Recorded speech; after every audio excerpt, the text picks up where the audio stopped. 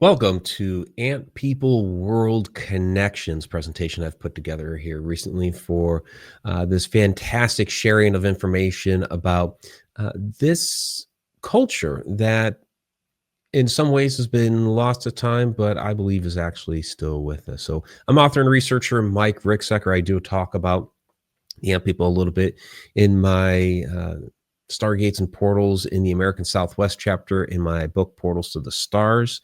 And I'm just going to really just dive right into this here. So let me get this set up properly here. Move a few things around the computer so we can get going with the presentation. So, all right, there we go.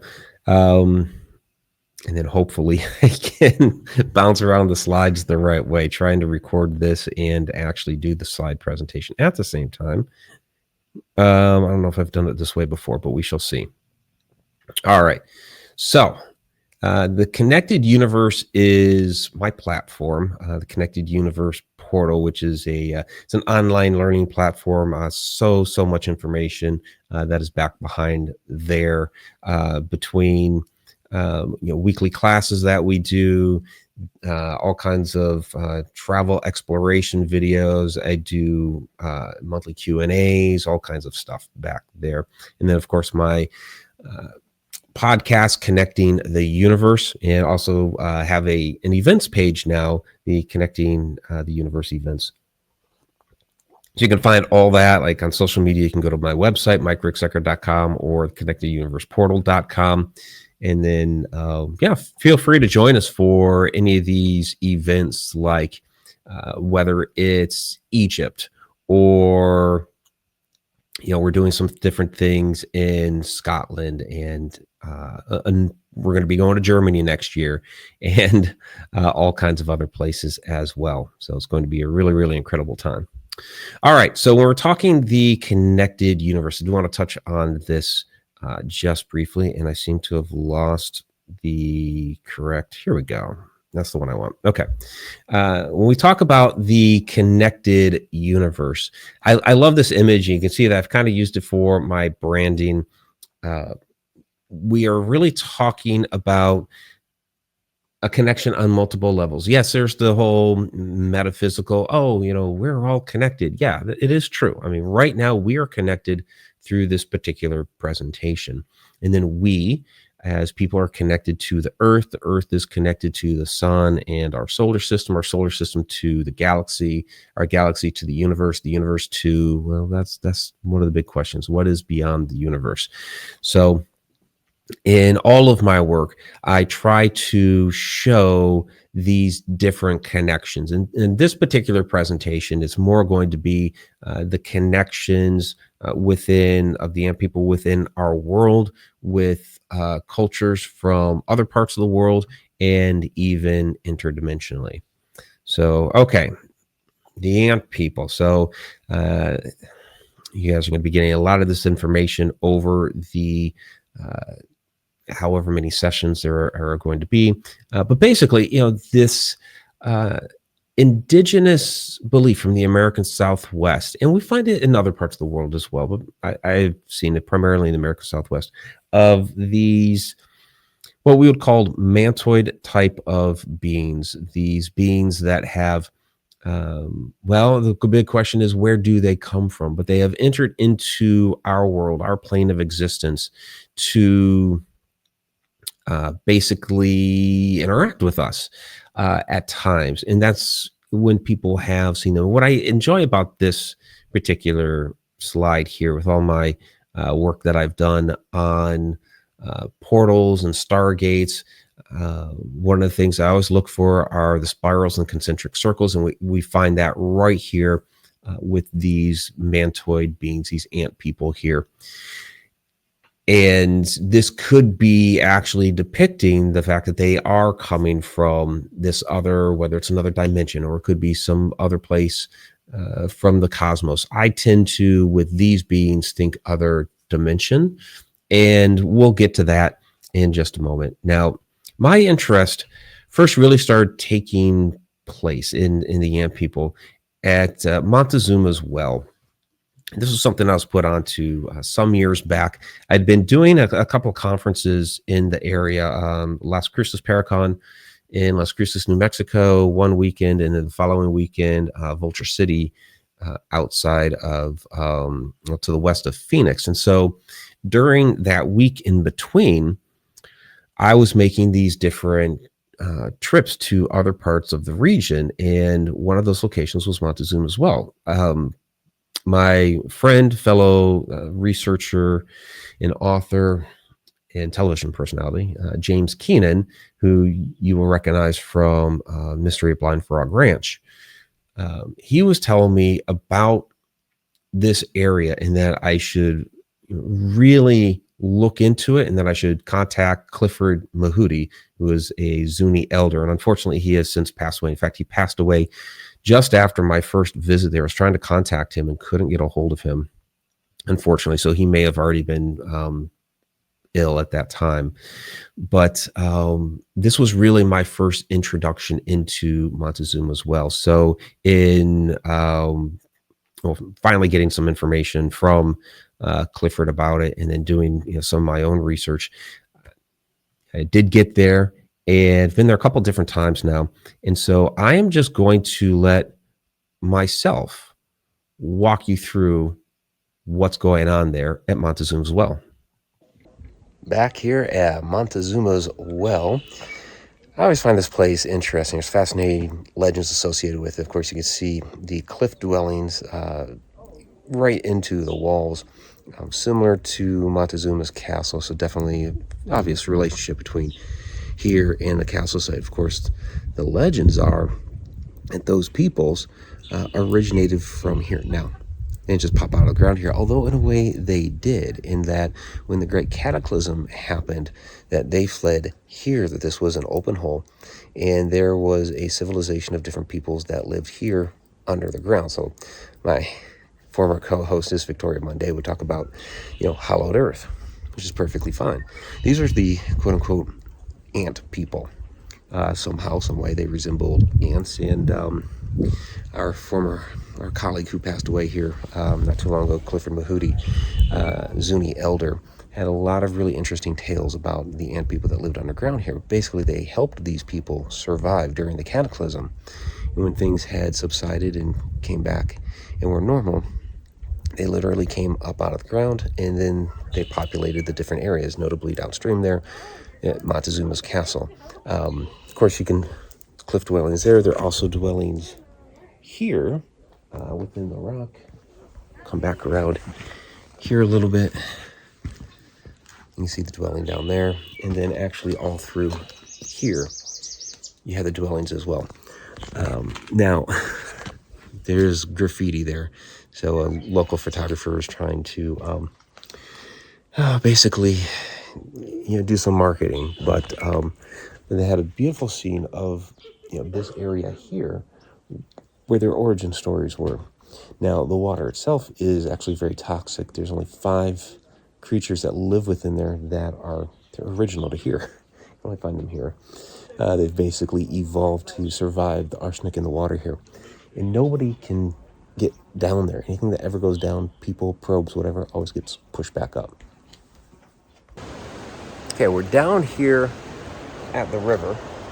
This water here is all the way back down to the castle area.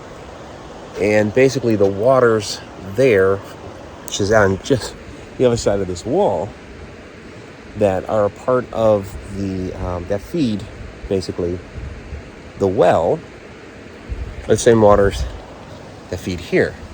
So when they migrated southward up and down the river, they were still tapped into the same waters as their origin story. Now, something that's also really cool here, besides the fact that this is this very cool, serene area, the walls here have silver in them.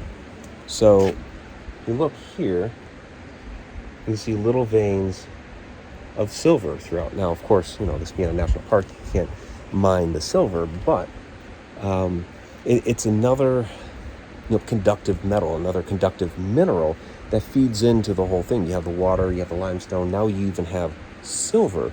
That makes this a really, really very special area, especially for those native indigenous tribes that have their origin stories that date back to here. So, what the truth of the matter is with that story, we know there's some sort of grain of truth to it.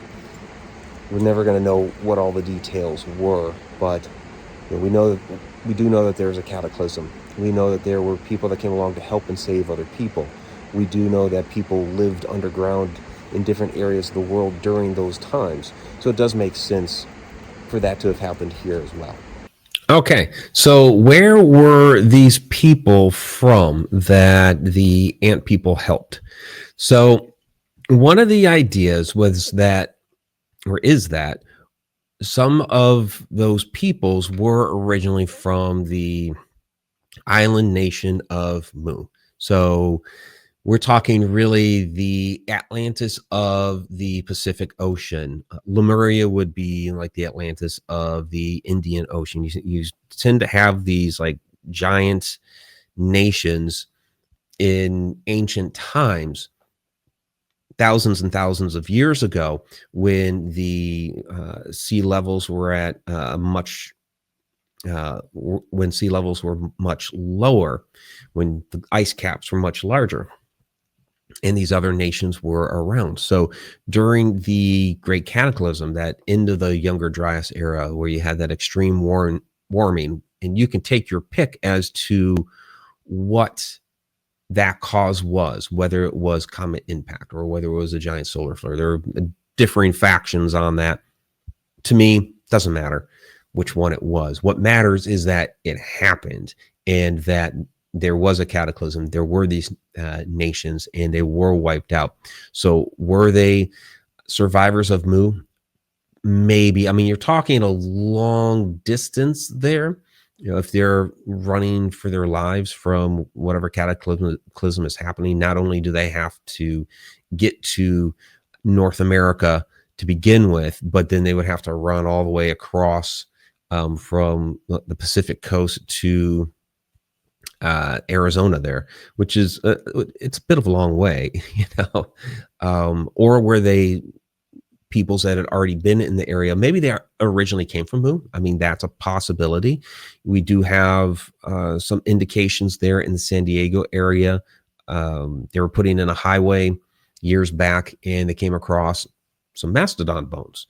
Well, these mastodon bones, which were over 100,000 years old, closer to like 120,000 years old, showed signs of human interaction, that the humans were basically cutting into the bones and things like that, which, according to traditional archaeology, humans weren't supposed to be in North America yet, but obviously they were, and they've been recanting that more and more here lately. Like the footprints they found at White Sands, they're 23,000 years old, and so forth. So there could have been descendants from Mu. We're not really sure exactly who, but there are those stories that it could have possibly been. So if we're talking Mu, we're talking the Great Cataclysm, we're talking a story of survival. I am more versed in the story of Atlantis, but we find similar stories here of survival. So in the American Southwest, we have this story of survival where the ant people help the human beings. In Atlantis, the Atlantis story, we find some similarities here as well. So now with Atlantis, this wasn't just, okay, this is a nice depiction of the famous ring city. And I quite like it because basically it's showing something's going on there with the temple in the middle of the famous ring city. Is it like some sort of portal or stargate, which I have always believed is the case. But this was another story of survival across the world. It's a story that we find everywhere. This great cataclysm happened, and there were survivors, and they received help from other beings along the way. So with Atlantis, the story as it is written comes from Plato, and I actually have the Timaeus and Critias right here. It's a fascinating account. Now, my problem with modern academia is they try to say, well, Plato was telling a story that was contemporary to him. And a lot of times they say, they try to put it on like the explosion of the volcano on the island of Santorini and this sort of thing. The problem with that, when people go on that whole "where was Atlantis" and try to hunt it down, is that Plato got the story. It was passed down to him over hundreds of years from Solon, they're both Greek philosophers. Solon had visited Egypt in 600 BC, and the priests there that he talked to at the Temple of Sais and also in Heliopolis told him this fascinating story of a cataclysm that happened 9,000 years beforehand. So 9,000 years before 600 BC, which is 9,600 BC, which is right at the end of the Younger Dryas era. So it lines up perfectly with that time. The Atlantean civilization is said to have spread across the world. So, people are looking for the famous ringed city, but it stretched into across northern Africa, into Egypt, into Asia, stretched into, of course, parts of Europe. And some people believe the Americas. Some people believe even down to Antarctica. Of course, very hard to prove any of that. So we have written records, and of course, we're looking for where's the archaeological evidence, and I believe we find that as we go along in some of our different symbolism that we find along the way. So, can we go to the Temple of Sais and find that record of the destruction during those times in the story of the survivors? Well, no, we can't. This is where it's at today. It was in the Nile Delta region, and it's just a complete ruin at this point.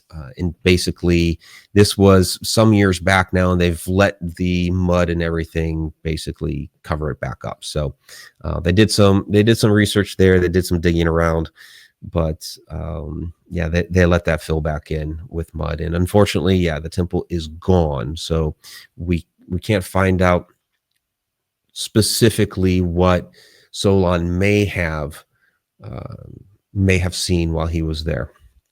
I mean, the story is he got the story from the priest there. And what's interesting is within that story, the priests there at Sais kind of laugh at him because Solon's trying to say, "Oh yeah, we have this, fascinating account in our history about this great cataclysm that occurred and wiped out civilization. We had to rebuild." And the priests there are just laughing at him like, there are, you Greeks are but children. There have been many cataclysms, and this is something that we've had to do again and again and again and continue to rebuild after the cataclysm. In fact, just kind of a side note, with all of these scans that have been done in Egypt here lately, one of those was at the Egyptian labyrinth at Hawara. And one of these structures that's underground there that looks like some sort of domed building, like underground domed building, some people believe may be the legendary Circle of Gold, in which the priests and scientists, which basically one and the same thing of that era, were trying to calculate when the next great cataclysm was going to occur. So this would have been in Egypt. This would have been Atlanteans in Egypt trying to figure this out. So where we do find this story is actually at the Temple of Edfu. And it doesn't say Atlantis. Atlantis is a Greek word. The Greeks went around and they changed all the names. They changed all the words to what was appropriate for their own language. So, they changed the story of the homeland of the primeval ones back in Zep Tepi, or the first time. They changed homeland of the primeval ones to Atlantis, just like they changed, Egypt was called Kemet. It's the black land because of the rich black soil. The Greeks changed the name to Egypt. So actually Egyptus, and then we've just kind of shortened it over time to Egypt. So we do find this story there in Edfu, and we'll go ahead and give it a listen. Interpretation of the text is the island of the primeval ones, and it's very, very similar to the details that we have in the Atlantis story. Like we were talking about yesterday, the Atlantis story, as is written, that we have is from Plato. Well, Plato got it from Solon, which was his great great uncle, a couple hundred years down the road. And Solon had come down here to Egypt, the Temple of Sais. We saw that photo of that ruined temple. So we no longer have the original text from there. Solon had gone there, talked to a priest named Sanchi, studied under him for a long period of time, and brought the story back to Greece with him. So, of course, the Egyptians, they like to tell their stories and spread their word. So this was a place when they built Edfu where they could record their history. And I believe they knew that there was something that was going to happen to their culture, that it was going to get lost. So they covered this temple with so much of their information, but they couldn't record every single detail, which is why we don't have the full story, but we have it in part up here of those, what they call the primeval ones. Like Ahmed was saying that, they've kind of deified them as gods. They could have been people that came, and their island was destroyed like Atlantis with water and fire and was completely lost. And then they had to survive and find a new land to rebuild their civilization.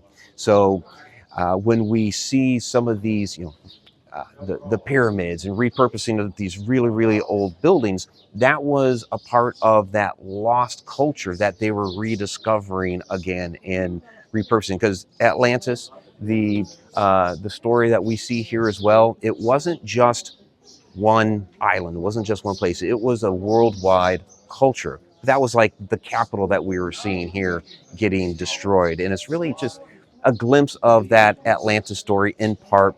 Wish we could find, the bigger story, if we could find something under Sais, but like you said, they've kind of, it sounds like they stopped excavating there if it's become covered over again. Maybe find some lost scrolls or something. But this is it in part up here. The Zep Tepi, the first time, is what they call it. Yeah. So what is interesting is how each culture kind of changes up the story, and it's per their culture and their experience of it and what was passed down. So the survivors here of Atlantis, or the survivors here of the homeland of the primeval ones during Zep Tepi the first time, when they met other beings, for them it was Osiris and Isis and Thoth and those characters from Egyptian history. Other places it's Quetzalcoatl. You'll have Enki and Enlil. These other characters along the way that helped out the humans. And so with there in the American Southwest, it is the ant people. So it's really a very, very similar story, just told from a little bit of a different perspective, and it has different cultural connotations to it. That adheres to the culture of those particular peoples, but it's still the same story. It's still all connected across the world. And so, we find that story there on the walls at the Temple of Edfu. And a book that I recommend, it's out of print, and it's tough to find, and it's expensive when you do find it, is The Mythical Origin of the Egyptian Temple by Eve Raymond. And, one of the lines in there that I just kind of note here is, an ancient world having been constituted was destroyed, and as a dead world, it came to be the basis of a new period of creation, which at first was the recreation and resurrection of what once had existed in the past. So this, and we find it in the symbolism of ancient Egypt, of our ancient world, not just Egypt, but our ancient world, where you have the symbol of the Ouroboros, the snake, the constant recycle renewal is our first alchemical symbol that came up out of there. But in other cultures, we have other symbols that show that constant recycling and renewal of not just the people and not just the planet, but also of the universe. So other symbols that we find around the world that I believe are a callback to this story. We find it everywhere. So here, we find it in Sardinia, and I believe the spiral is it's a double entendre. There's two different meanings that are associated with this. We talked really early on about the symbol for portal, and really it is the two-dimensional representation of the swirling vortex energy. So when we talk vortex, and people seem to interchange vortex and portal, and really it's uh, um, the vortex can spawn portals. So vortex, when you think of vortex, like a water vortex would be a whirlpool, a wind vortex would be a tornado. What we're talking about these locations is an energy vortex. So that is that swirling, spiraling energy coming up out of the ground, originate all the way back to the Earth's core, which is a spinning molten ball of iron spinning round and around, and it's pushing forth that that magnetic shield that protects us from the sun. But as it rises through the ground, passes through the Earth's mantle, and passes through the crust, it's interacting with different metals and minerals. And depending on what metal and mineral is there and the quantity of it, creates these different localized electromagnetic fields, and that's where these vortices come up out of. So the spiral is a two-dimensional representation of that energetic vortex. And of course, the portals can be spawned from there. But also, I believe it is a representation of that ringed city of Atlantis, that capital city of Atlantis. And we find it in architecture. This is Sardinia. We find it there. This is concentric circles from the Moabites. We find this is the Ranmasu Stargate in Sri Lanka, and this one is fascinating because the circles with the crosses, stars. I believe this is a bit of a star map here. You have a larger concentric circle and a smaller one, which I believe are the pathways from one to the other. One is closer here, that's ours, and the one that's smaller is the one that's further away. It's my interpretation of it. But you see the concentric circles there as well. Of course, then you have the tricircles at in Ireland, and that in Ireland absolutely does have connections back to ancient Egypt. There's been Egyptian jewelry found there as far back as 1500 BC. So yeah, really, really fascinating, the connections that you have there, which people just really don't realize. And of course, Egypt itself, we find the spirals as well. And this one here I find really fascinating because this is the cosmic egg. Cosmic egg is a symbol of creation. And, here we find it, right there on this cosmic egg at the Nubian Museum in Aswan. You find the spiral on that. And just recently here, made some connections, Serpent Mound in Ohio, where you have and I should have included that slide, or included this as a slide. So you have the spiral on the tail. You have the snake itself, which is the ancient symbol for energy. And then you have the egg that people debate as, is it eating the egg? Is it expelling the egg? I think it's expelling the egg, that, the egg, cosmic egg, the symbol of creation. So out of the portal, the energy is creating the universe. And then, of course, taking it back to the American Southwest, we find that spiral as well. Most specifically, we find it all over the place out there, but most specifically Chaco Canyon, which is a favorite location of mine. So let's go ahead and discuss Chaco Canyon a little bit and the connections that we find there. Back at Pueblo Bonito, this is really one of my favorite historic locations, especially in the United States. A little bit windy out here, I know. Hopefully the microphone will be all right, but yeah, this is some place that I had always wanted to get out to, if you can believe, originally inspired by the Tex Murphy video games from the 1990s. In one of those, you actually come out to these ruins and uncover some of the secrets. And And finally, 3 years ago, I was finally able to get out here. Spent about 6 hours in Chaco Canyon, 5 of them right here at Pueblo Bonito. There are a lot of secrets here to uncover, but right over here on the wall, the petroglyph wall, that's where you find the petroglyphs for the star people. Okay, so behind me is one of the great kivas. That's the great kiva of Pueblo Bonito. Some of the other locations also have great kivas like this. And so what we can see here, we can see, some sort of, whether it was an ancient well, maybe a fire pit to do some work. Some people believe the little alcoves there had idols in there. We don't really know. Some people believe that those spots were actually places where they would put things like wood beams to either create a roof. Some people believe that this was domed. We really don't know. Some people even believe this was a place where they called upon the star people, like from the petroglyphs. We're now coming up to what I like to call the hot tub kivas. So this is not the hot tub, but it has a similar architecture where you have these pillars on the side here. Again, not really sure what they were used for, but definitely different than the great one that we just came from, which was bigger, wider, deeper, had other things in the middle. These, you have these pillars, they're smaller, right? And then this one, here's my hot tub, right? So you have the pillars again, and they're further down in there, but then you have this channel down there that is like, what in the world is the channel for? And that's when I was like, okay, maybe it's a hot tub kiva.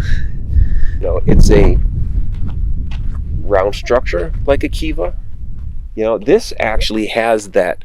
See, it's round, but this almost has that keyhole type of design to it. We see across the world interesting locations where something that we relate to a keyhole has been built there. You see a lot of these like out in Japan. So back behind me these are the important petroglyphs. This is the petroglyph trail, but number 11 here on the trail is where we get the spirals and the stories of the star people. Now, according to ancient legend, these people from the stars came down and gave knowledge to the peoples here. Again, the site is astronomically aligned. Spirals are supposed to represent the portals from which they traveled from to get to here. So, and we see stories like this all over the world. Here we are in the American Southwest. Similar type of story. Star people, spirals, passing on knowledge. It's very, very interesting that we find the same exact thing right here. Yeah, so Pueblo Bonito, fascinating location, astronomically aligned. You can better see here from an aerial photograph the different circular structures. Again, we have that sort of motif that we're seeing here, and then you can kind of see that one keyhole structure that's down there as well. So yeah, connecting these, we can very, very easily connect these sites to other places across the world. You have your T-shaped structures, inverted, which we can do things like connect those back to even Göbekli Tepe in Turkey, in other places where we see that as well. So along the trail, we find that, again, mentioned that snake was that ancient symbolism for energy, and that's another one that we find all over the world. We find it in Egypt. We find it in China. We find it in the United Kingdom. We find it everywhere. That symbol for energy that everybody used. So I found, when I was at Boca Negra, right outside Albuquerque, I found really, really just perfect way to detail this whole alignment of the, I want to say, of the use of this energy by the star people to enter these portals. And I think what we are discovering here is when we talk the ant people, which is, what we're all circling back around to this on, is, how they came here and interacted with us. Whether that was from across the cosmos or through another dimension, it would have been through use of these portals. So our very first slide, we showed the spirals, the concentric circles with the ant people, and then we find this story again pretty much everywhere. So, but the way that here, Boca Negra, if I get on the right side, we find several of the spirals and concentric circles there, and then we find the actual story that is laid out. And so now traditional academia will try to come up with all kinds of different other explanations for the spirals and for the concentric circles. Like they will say, well, it was a symbol of water, or it was a migration pattern, or this sort of thing. And it's like, well, the ancient symbol for water was a wavy line. Again, another one that we find throughout many, many cultures is the ancient symbol for water was the wavy line, basically signifying waves. And then as far as like a migration pattern, migrating in a spiral makes zero sense whatsoever. If you're going to migrate somewhere, we're going to go over there. You don't go in. It's great for crime scene investigation, but not for migration. So what I don't understand is why traditional academia can't just listen to the indigenous peoples who have passed this down for thousands and thousands of years. They're telling you this is what our people said this is. So let's go ahead and see what was discovered at Boca Negra. But here we have our spiral petroglyph. Now, when we've talked about these before, we've talked about them in the context of portals, star people coming down and using some sort of portal technology, some sort of dimensional technology, we're not quite sure, some sort of energy to be able to come from their world to here using this. In fact, here we go. Here we have one of those gentlemen right here. Could be gentle lady.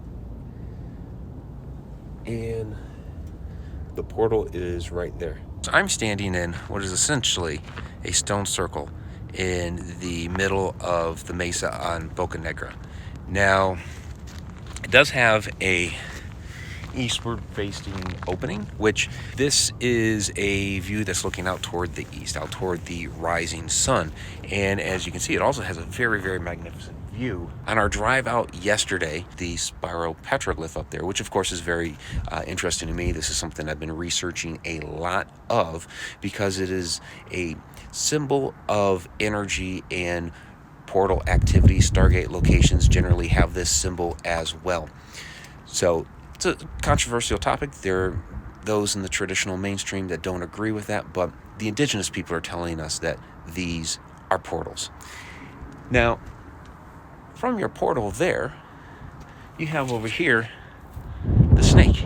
Of course, we've talked before about that snake energy. When we say snake energy, really was an ancient symbol of energy. We find that in ancient Egypt. We've seen that at Chaco Canyon. And then if you just come down the steps here, you literally have the star people right here. So if you were actually to walk up the stairs the way we go, you have the star people using the energy to enter the portal. Yeah, it's pretty cut and dry. The message is right there. Star people using the energy to enter the portal. Very, very cut and dry. It's very plain. And so what do the star people have to do with the ant people? Well, they may be one in the same thing. I find it pretty interesting that the Trinity UFO crash. Now, this is a controversial report. If anybody has read the book by Paula Harris and Jacques Vallée, this was 15 years of research, and there's a New York Times reporter that, after the fact, after this book came up, that, well, he spent a whole month and a half, and he's like, I was able to debunk that. Simply because there was a gentleman there, the particular police officer or sheriff, that he couldn't find a record for. Now we're talking 1940s in the American Southwest, kind of, you're out there in the middle of New Mexico. The records back then were not kept very well. And so, yeah, you might not find a person. So it's very, very disheartening to see that 15 years of research by Paula. Jacques came in there somewhere in the middle. And Jacques is definitely world renowned. And you have this New York reporter that's just like, yeah, forget it. And everybody jumped on that, like, oh, okay, we'll side with him, which is really, really bizarre. But basically, the story is that just after the testing of the bomb at Trinity, of the atomic bombs at Trinity, that that this particular UFO crash happened. There were a couple of young boys that were out there, and they had witnessed this. Well, they didn't see it crash, but they had gone out there. They found the crash, and there were a couple of beings that were there. They looked injured. They looked hurt. They described them as basically insect-like creatures. So we're talking like the mantos. We're talking the ant people that were there in this crash. Now the U.S. military came out eventually and secured it all, and they're supposed to have walked away with a piece of this crash, presumably a piece from the craft itself. So it's a really, really interesting story. Again, it's controversial in nature, but what I found interesting was the fact that of how they described the beings that came out of this this UFO, that they were actually the ant people. So, okay, we have the old indigenous stories of the ant people that help humans to survive the cataclysm. And then now we have this story of ant people that were in the UFOs. So something that I have been kind of working through, and part of my research is, okay, are we actually talking about perhaps that these ant people, because if you're talking about securing people into some underground caves during a cataclysm that involved a lot of water, is taking them underground really the best idea? Because isn't the water going to go in there? Maybe under Montezuma's well there was an access point, like a Stargate, that would have taken them to wherever their true home is, wherever the true home of the ant people happens to be, whether that is off planet or it could just be another dimension right alongside ours. And that could be what happened with this UFO crash, that they could have been doing whatever the heck that they were doing. There was, the radiation fallout from the bomb, and it affected their craft as they flew through that. And it caused them to actually crash. And so then, of course, the U.S. military came across and retrieved everything. So they could have simply been going to their other place of being, their home, their dimension. And I believe that we still see evidence of this today. So are they still with us? And I believe that they are. I believe that they are, and they are living alongside of us. And that when we see some of these magnificent balls of light, and this is a lot of work out of my Portals to the Stars book, and the presentations that I do on this.